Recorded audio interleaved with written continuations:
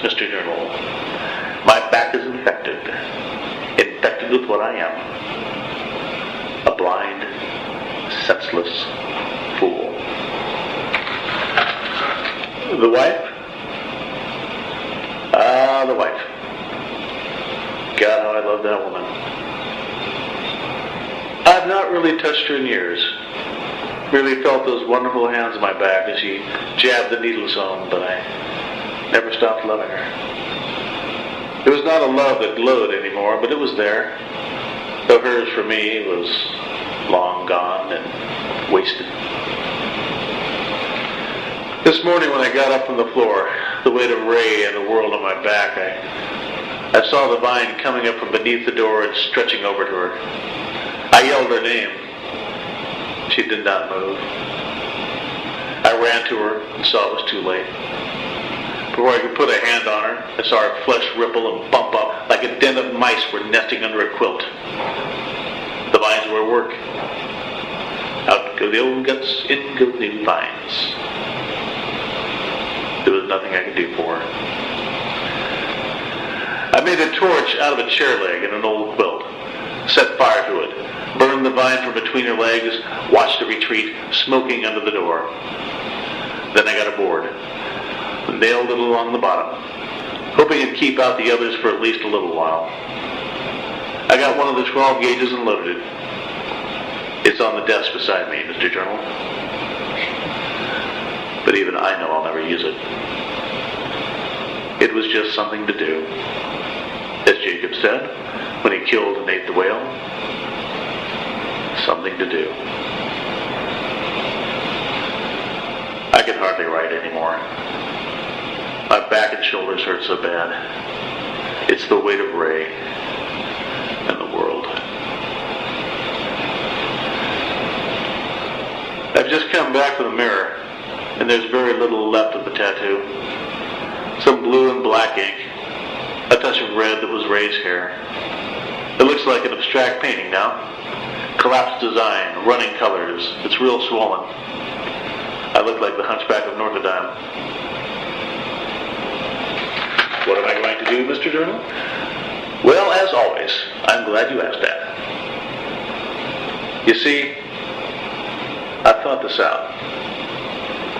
I could throw Mary's body over the railing before it blooms. I could do that. Then I could doctor my back. It might even heal. Though I doubt it. Ray wouldn't let that happen. I can tell you now. And I don't blame her. I'm on her side. I'm just a walking dead man and have been for years. I could put the shotgun into my chin and work the trigger with my toes. Or maybe push it with the very pen I'm using to create you, Mr. Journal. Wouldn't that be neat? Blow my brains to the ceiling and sprinkle you with my blood? But as I said, I loaded the gun because it was something to do.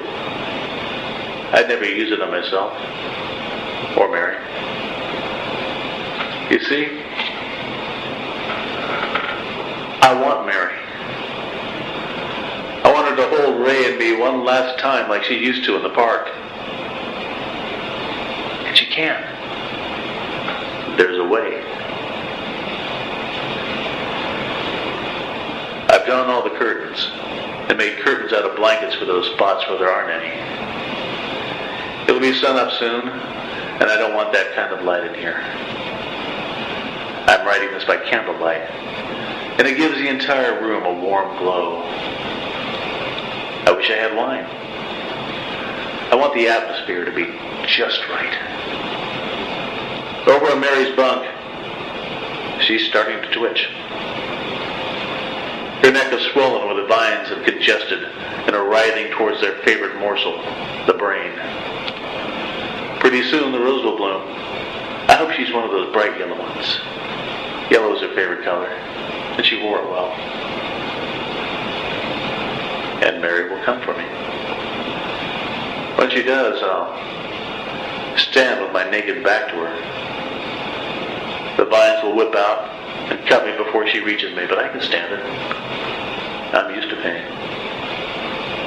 I'll pretend the thorns are Mary's needles.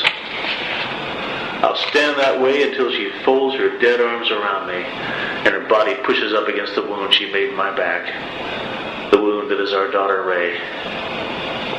She'll hold me so the vines and the proboscis can do their work. And while she holds me, I'll grab her fine hands and push them against my chest. And we will be three again, standing against the world. And I'll close my eyes and delight in her soft, soft hands. One last time.